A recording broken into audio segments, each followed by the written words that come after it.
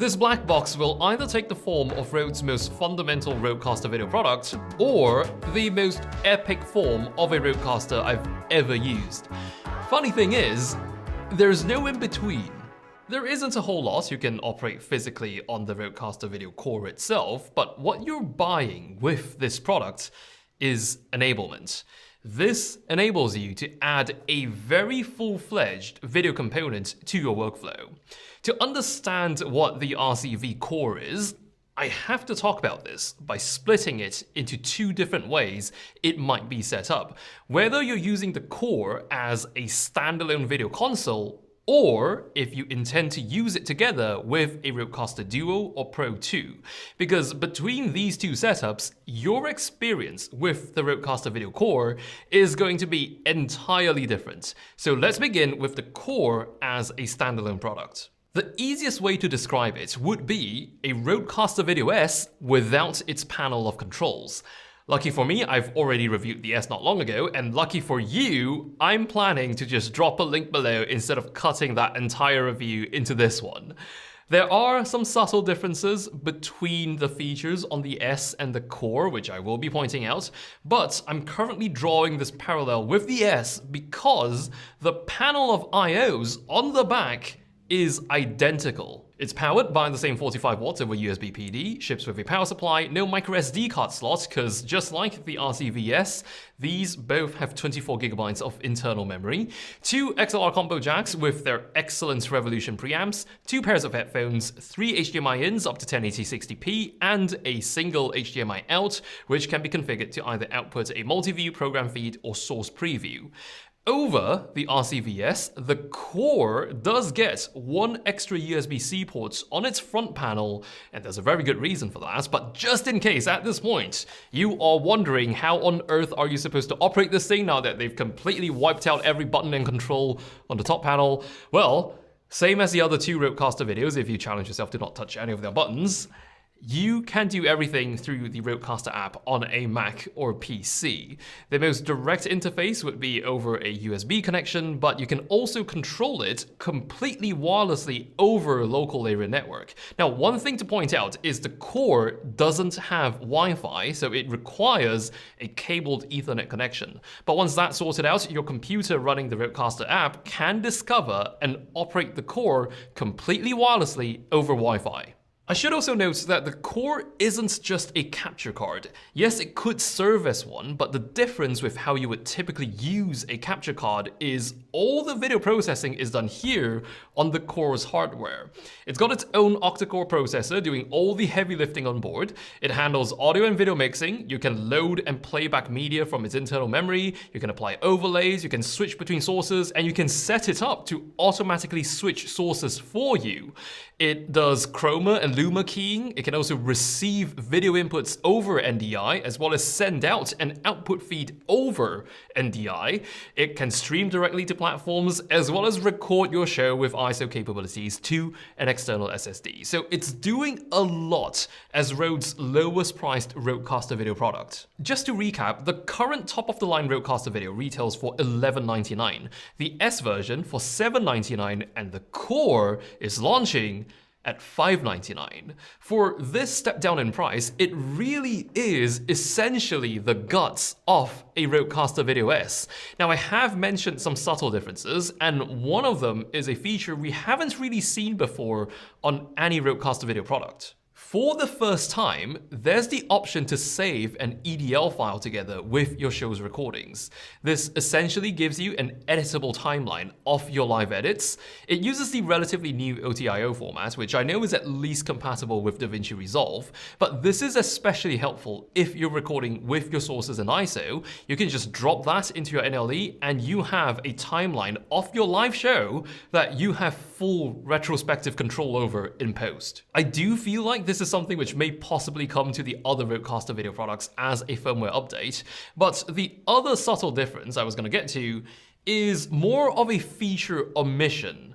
When it comes to audio inputs, there's no option for connecting a Bluetooth source nor any Series 4 wireless mics to the core. That might sound like an odd move, Until you realize Rode's got slightly different ideas for audio when it comes to this. And that brings us to the probable reason Rode gave us an extra USB port on the core. Cue Rodecaster Sync. This is the definitive way to make use of a Rodecaster video core.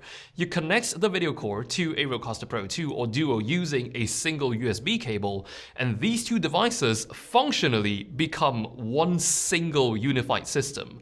All the audio channels on your Rodecaster Pro II are exposed to the core, and all the core's video inputs, audio inputs, scenes, overlays, media can be controlled on your Pro II or Duo. When your Pro II or Duo detects a Rodecaster video core, it switches over into Rodecaster Sync mode, which is an entirely separate mode from your typical audio-only show, and it's in this mode when things get really interesting.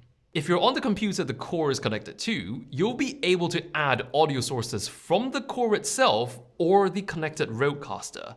If you're on the connected Rodecaster, you'll be able to configure custom output settings for each output, including the ones which live on the core, and you can also assign any of the possible audio inputs fed into the core to be controlled using the physical faders on the Rodecaster Pro II or Duo. But it's not just faders which are going multiverse. The smart pads can also be assigned to trigger video inputs, scenes, media playbacks, overlays, or operate a transition. So the idea of using Rodecaster Sync is to have the Rodecaster Pro II or Duo handle the interface aspect of things. This panel will become your base of operations for all things video and audio, hence the lack of physical controls on the core. I feel this might also play out as using the Rodecaster Pro II as a very expensive remote control panel just for operating the core. So I'm going to clear that up by saying that using Rodecaster Sync doesn't downgrade your audio Rodecaster into just a control surface. This is a sum of both devices. Everything your Pro II or Duo is already capable of, it can also do when in Rodecaster Sync mode. For example, if you're on a Pro II, you would technically have a total of 6 combo jack inputs to choose from, 2 on the core, 4 on the Pro II. Remember how the core doesn't have Bluetooth nor Series 4 wireless connectivity? Well, this does, so if you need one for your video podcast, just connect one and assign it to a fader. It also does this with a lot of clarity. Every fader that's got this green sync icon labeled on means it's an input which lives on the core. An input which doesn't have that label means it's local to the Pro II or Duo. You can also mix and match your smart pad configurations. All the sound pads and voice effects can live on the same page as the video controls for the core. If you were to compare this Rodecaster Sync setup with one of the other Rodecaster video products with onboard physical controls, the key difference here is how the Sync is a much more audio-first layout. You've got direct fader controls over your audio inputs, which are just not directly available on any standalone Rodecaster video. There are, on the other hand, also a few video-related controls which aren't directly controllable via Rodecaster Sync, at least for the launch build. Notably, setting up a picture-in-picture scene, as well as setting up a key. Both the Video S and original Rodecaster Video had a direct physical button for those features, but I would also argue that if you wanted to dial in a Chroma Illuma key or set up a picture-in-picture beyond the preset templates, you would have to fire up the desktop Rodecaster app anyway. Though for this use case, it makes so much sense to think of the core as a video supplement to the audio-only Rodecasters. There is very little friction to integrate, you don't have to tear down and rebuild your existing workflow, and it's a very balanced set of physical controls for both audio as well as video. This would easily be a hit for video podcasts with all the pro audio features, plus auto switching and EDL exports. But I'm also seeing how this might be a lifeline for very small events with very limited crew.